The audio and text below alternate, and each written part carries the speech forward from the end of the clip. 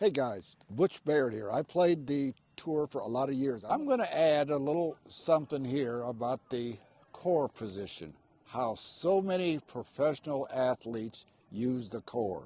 Baseball pitchers, when they're getting ready to throw after the windup, the first thing that goes towards home plate is the core. It pulls the arm in. Underhanded softball pitchers, they do it the same identical way using the core.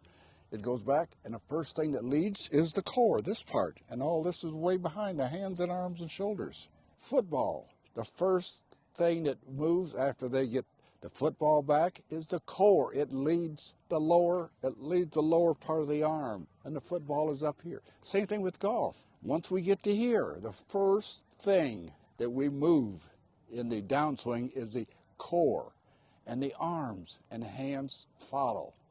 You don't have to pretend, I got to get the hands right here, I got to get the arms right here. No, because it happens automatically. I have a question. So you brought in some other sports, and you and I have talked about this, and you always say, well, there's nothing natural about the golf swing. So these skills like throwing a ball and hitting a ball with a racket, and those skills don't seem to transfer well to golf. Here's my take on why. You can correct me.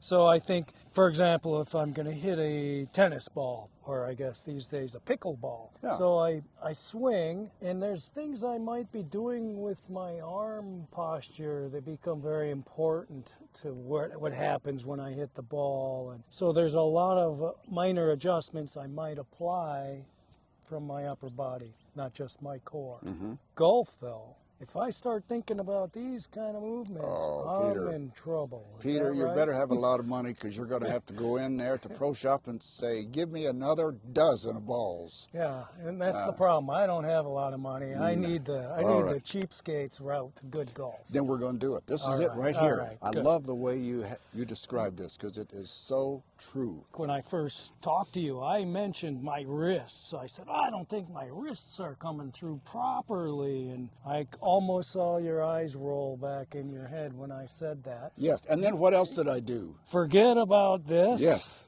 Work on this. Yes. You can't, all this happens naturally, and it just follows.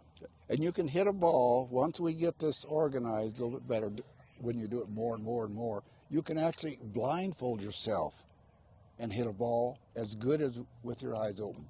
So that's because of all the mechanics are the right order, more than it's ever been before. Let's go back to this core. So we keep saying that, hey, don't worry, because everything's going to be in just the right position. If you've used your core and you're coming through that ball, everything's going to be fine. Doesn't matter if you looked at the ball or not. Mm-hmm. You kind of just said that. Yes, that's exactly right on that. But we spend an enormous amount of time on this position that I should be in, roughly, when I start the swing. The start position is so important, yes. And why is that? We're going to get into that pretty soon, but that's another area we'll get into, I think, next week is what we're talking about.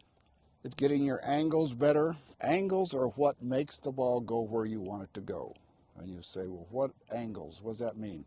Getting the proper angles. The proper angles can be all the way from the feet all the way to the shoulders. Getting those started in the right order, now you don't have to correct anything when you come back to the ball. If they're out of whack, you can hit the ball, but you have to make alterations and corrections coming down, and that's where you get the flippiness. Next, we'll start talking about the setup. The setup, yep. Okay. And why that's so important. So important, yes. Okay. Yes.